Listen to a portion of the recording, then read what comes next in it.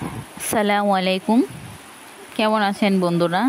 আশা করি ভালো আছেন। আলহামদুলিল্লাহ আমিও ভালো আছি।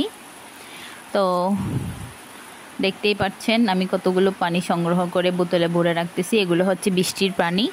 এগুলা দিয়ে আমরা সকাল আর বিকালের চা বানাই। বৃষ্টির পানি দিয়ে কিন্তু চা কিন্তু খুব সুন্দর লাগে। এজন্য আমরা প্রায় সময় বৃষ্টির পানি সংগ্রহণ করে রাখি।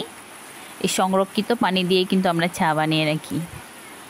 দেখেন কিভাবে ঝুমঝুম বৃষ্টি পড়তেছে। আমাদের চাঁদের কি একটা অবস্থা হয়ে গেছে বৃষ্টিতে। আসলে বন্ধুরা, যারা গ্রামীণভাবে গ্রামে বড় হয়েছে শুধু তারাই জানে এইসব বৃষ্টির মুহূর্তে ভেজা আর বৃষ্টির মুহূর্তগুলো দৃশ্যগুলো দেখা আসলে অনেক মনোমুগ্ধকর করা। ছোটোবেলায় যখন আমরা ছোট ছিলাম তখন এরকম বৃষ্টি আসার সাথে সাথে আমরা কিন্তু দৌড় দিতাম, বৃষ্টিতে ভেজবো, খেলা করব, বান্ধবী বন্ধু সবাই মিলে একসাথে। আসলে গ্রামীণ দিনগুলো মনে পড়লে অনেক কষ্ট লাগে। আমি এখন অনেকগুলো বোতল ভরছি, যদিও ভিডিওতে দেখাইনি। এই পানিগুলো কিন্তু আমরা সংরক্ষণ করে রাখি শুধু চায়ের জন্য। বৃষ্টির পানি কিন্তু অনেক নিরাপদ পানি, চাইলে খাওয়াও যায়, তবুও আমরা খাই না। শুধুমাত্র চায়ের জন্য আমরা এগুলা ব্যবহার করে থাকি।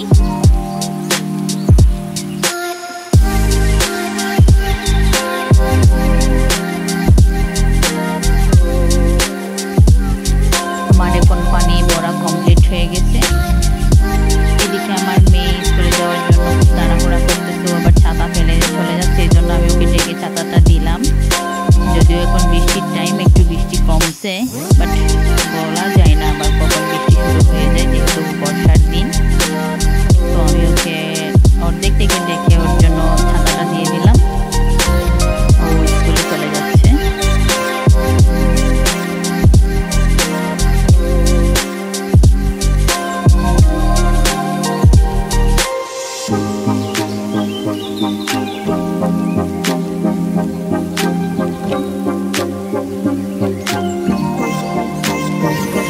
এইদিকে আমার রান্নাটাও একটু একটু কাছাকাছি হচ্ছে।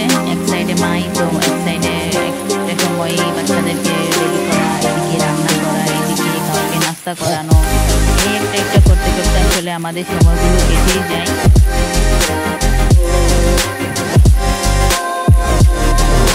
তো আমার বন্ধুরা, আমার ভিডিওগুলো যদি ভালো লেগে থাকে, আমার ছোটো ছোটো এই মিনি ব্লগগুলো যদি ভালো লেগে থাকে, আমাদের একটা আবার সাবস্ক্রাইব করে দিবেন। এটা আমাদের খুব পরিচিত একটা সবজি, আসলে আমরা সবাই চিনি এটা।